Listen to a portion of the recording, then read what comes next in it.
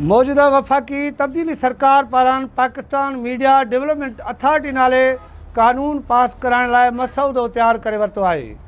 उन मसौदे जे ख़िलाफ़ सहाफ़ती तंज़ीमूं उन मसौदे खे मुकमल तौर ते रद्द कंदे उनखे कारो कानून करार ॾेई छॾियो आहे। सहाफ़ी ताज खैरपुर पारां हिंगोरजा में पिणु एहतिजाजी बुख हड़ताली कैंप क़ाइमु कई आहे।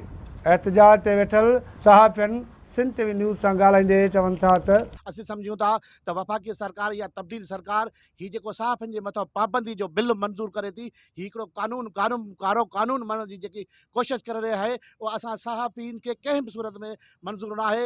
ही असांजो एहतिजाज जेको तव्हां ॾिसो था लंडन प्रेस क्लब में बि शुरू थी वियो आहे ऐं कराची खां वेंदे हर उहो नंढो प्रेस क्लब आहे या वॾो प्रेस क्लब आहे उते जेको हीउ एहतिजाज जारी आहे। असांजा इदारा ऐं असां सहाफ़ी असां इन खे बिल्कुलु जेको आहे तस्लीम नथा कयूं। अक्सर ॾिठो आहे त तब्दीली सरकार जेकी आहे सहाफ़ियुनि सां हमेशह नाजाइज़ियूं कंदी आई आहे। असां सम्झूं था त मार्शल जे दौर खां बि वधीक ख़राबु कानून आणणु चाहिनि था। ही पाकिस्तान जे मीडिया जो पाकिस्तान जे सहाफ़ियुनि जो आवाज़ु बंदि कराइणु चाहिनि था।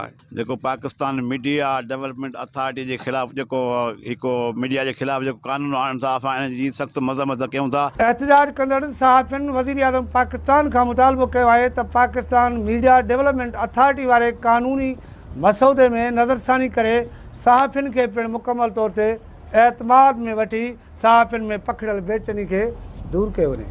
कैमरामैन फयाज़ शेख सां गॾु ग़ुलाम हुसैन चांग, सिंध टीवी न्यूज़।